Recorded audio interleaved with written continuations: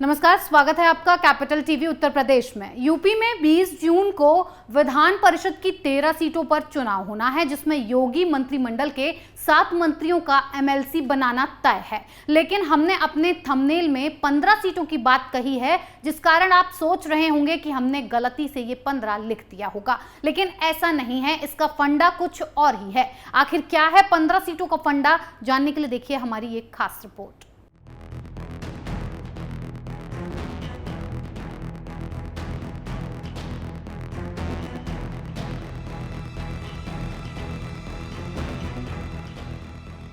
उत्तर प्रदेश की 13 विधान परिषद सीटों पर 20 जून को होने वाले चुनाव के लिए गुरुवार से नामांकन की प्रक्रिया शुरू हो गई है।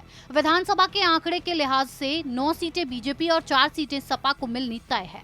ऐसे में एमएलसी चुनाव में सपा की हालत भले ही एक अनार 100 बीमार वाली हो, लेकिन बीजेपी के सामने अपने सियासी समीकरण साधने का पूरा मौका है। ऐसे में आपके मन में सवाल होगा कि आखिर जब 13 सीटों पर ही चुनाव होने हैं तो हमने अपने थंबनेल में 15 सीटें क्यों मेंशन की हैं? तो चलिए हम आपको इसके पीछे का फंडा समझाते हैं। दरअसल एमएलसी चुनाव को लेकर 2 जून को मुख्यमंत्री आवास पर बीजेपी कोर कमेटी की बैठक हुई, जिसमें CM Yogi Adityanath, deputy CM Keshav Prasad Maurya, Brajesh Pathak और प्रदेश महामंत्री संगठन सुनील बंसल शामिल हुए।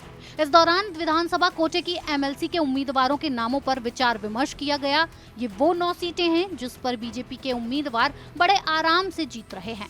इसके अलावा 4 सीटें पर सपा आराम से जीत रही है और इन सीटों की कुल संख्या 13 हुई, जिस पर चुनाव होना है। लेकिन 15 सीटों का जो गणित है वो कुछ ऐसा है कि 9 सीटें जिस पर बीजेपी कैंडिडेट जीत ही रहे हैं और 6 वो सीटें हैं जिस पर राज्यपाल की तरफ से उम्मीदवारों को नॉमिनेट किया जाता है। यानी बीजेपी जो जीत रही है वो 9 सीट और राज्यपाल जिन्हें मनोनीत करेंगे वो 6 उम्मीदवार मिलकर कुल संख्या 15 हुई, जिस पर योगी सरकार की तरफ से चुने गए उम्मीदवार विधान परिषद पहुंचेंगे, क्योंकि राज्यपाल उन्हीं लोगों को मनोनीत करते हैं जिनके नाम सरकार की तरफ से राज्यपाल को भेजे जाते हैं, जिस पर बीजेपी कोर कमेटी की बैठक में मंथन हुआ। योगी सरकार की तरफ से उन 7 मंत्रियों का बीजेपी कोटे से विधान परिषद भेजा जाना तय है, जिनका या तो कार्यकाल खत्म हो रहा है या फिलहाल को भी किसी सदन के सदस्य नहीं है।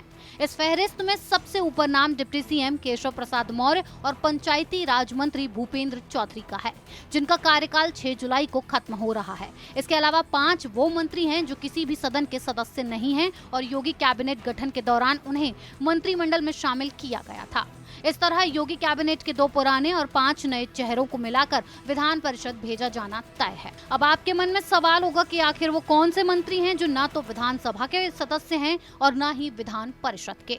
तो चलिए हम आपको बताते हैं। दरअसल इस लिस्ट में सबसे पहला नाम है सहकारिता मंत्री जेपीएस राठौर, पिछड़ा वर्ग कल्याण मंत्री नरेंद्र कश्यप, संसदीय कार्य एवं औद्योगिकी विकास राज्य मंत्री जसवंत सिंह सैनी, अल्पसंख्यक कल्याण राज्य मंत्री दानिश आजाद अंसारी और आयुष, खाद्य सुरक्षा एवं औषधि प्रशासन मंत्री दयाशंकर मिश्र दयालु, जो फिलहाल विधानमंडल के किसी भी सदन के सदस्य नहीं हैं। ऐसे में एमएलसी चुनाव के लिए उम्मीदवारों के नाम पर सपा से लेकर बीजेपी तक में मंथन जारी है। लेकिन अब देखने वाली बात यह होगी कि आखिर बीजेपी और सपा की तरफ से किस किस को अपना उम्मीदवार बनाया जाता है। इस खबर में फिलहाल इतना ही। बने रहिए कैपिटल टीवी उत्तर प्रदेश के साथ। नमस्कार।